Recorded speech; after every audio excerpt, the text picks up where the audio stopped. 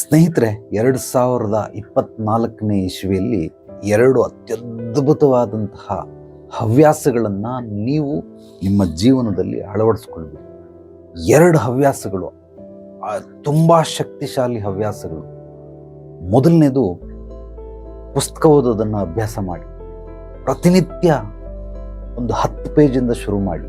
ಪ್ರತಿನಿತ್ಯ 10 ಪೇಜು. ರಾತ್ರಿ ಮಲಗಬೇಕಾದ್ರೆ ಅಂತಿಮವಾದ ಕೆಲಸ 10 ಪೇಜ್ ಪುಸ್ತಕ ಓದಬೇಕು.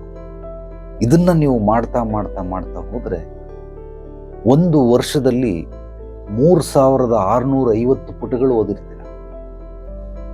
1 ವರ್ಷದಲ್ಲಿ ನಿಮ್ಮ ಬುದ್ಧಿ ದಿನಕ್ಕೆ 1% ಅಷ್ಟು ಬೆಳೆದರೂ ಕೂಡ 365% ಅಷ್ಟು ಬೆಳೆದಿರುತ್ತೆ.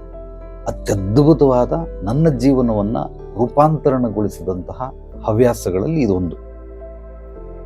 ಎರಡನೇದು, ನೀವು ದಿನನಿತ್ಯ ನಿಮ್ಮ ಶರೀರದಿಂದ 1 ಲೀಟ್ರು ಬೆವರನ್ನು ಹೊರಹಾಕಿ.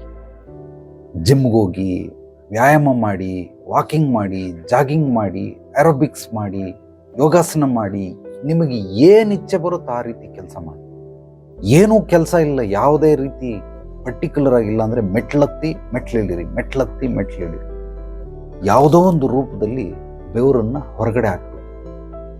ಈಗ ಚಳಿಗಾಲ, ಈಗ ಬೆವರನ್ನು ಹೊರಗಡೆ ಹಾಕೋದು ಕಷ್ಟ. ಆದರೂ ಕೂಡ ಚಳಿಗಾಲದಲ್ಲೂ ನಾವು ಬೆವರನ್ನು ಹೊರಗೆ ಹಾಕಬಹುದು. ಅಷ್ಟರ ಮಟ್ಟಿಗೆ ಶರೀರವನ್ನು ನಾವು ಪನಿಷ್ಮೆಂಟ್ ಕೊಡಬೇಕು, ಶಿಕ್ಷೆ, ವ್ಯಾಯಾಮದ ಮೂಲಕ ಶಿಕ್ಷೆಯನ್ನು ಕೊಡಬೇಕು. ಆಗ ಎಕ್ಸ್ಟ್ರಾರ್ಡಿನರಿ ಫಿಟ್ ಆಗಿರೋದಕ್ಕೆ ನಿಮಗೆ ಅನುಕೂಲ ಆಗುತ್ತೆ. ಈ 2 ಹವ್ಯಾಸಗಳನ್ನು, ಅತ್ಯದ್ಭುತವಾದ ಹವ್ಯಾಸಗಳು. ಒಂದು, ಜಗತ್ತಿಗೆ ಕಮ್ಯುನಿಕೇಷನ್ ಮಾಡೋದನ್ನು ಕಲಿಸುತ್ತೆ. ಅಂದರೆ ಅರಿವು ತಿಳುವಳಿಕೆ ಮೂಡುತ್ತೆ.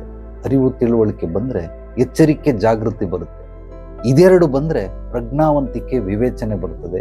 ಈ 6 ಸ್ನೇಹಿತರು ಎಲ್ಲಿರ್ತಾರೆ ಅದರ ಹಿಂದ್ಗಡೆನೆ ಜ್ಞಾನ ನಿಮಗೆ ಫ್ರೀಯಾಗಿ ಬಂದ್ಬಿಡುತ್ತೆ. ಆದ್ದರಿಂದ ಪುಸ್ತಕಗಳನ್ನು ಓದಿ, ಎಕ್ಸ್ಟ್ರಾರ್ಡಿನರಿ ಜ್ಞಾನಾರ್ಜನೆ ಸಿಗುತ್ತೆ. ಹೆಲ್ತ್, ಆರೋಗ್ಯವನ್ನು ಕಾಪಾಡಿಕೊಳ್ಳಿ.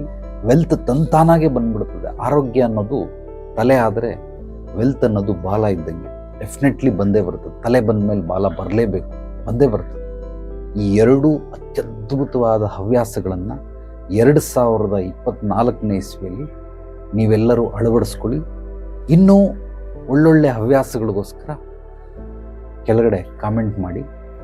ನಿಮ್ಮ ಪ್ರಶ್ನೆಗಳಿಗೆ ನಾನು ಉತ್ತರ ಕೊಡೋದಕ್ಕೆ ವಿಡಿಯೋಗಳನ್ನು ಮಾಡ್ತೀನಿ.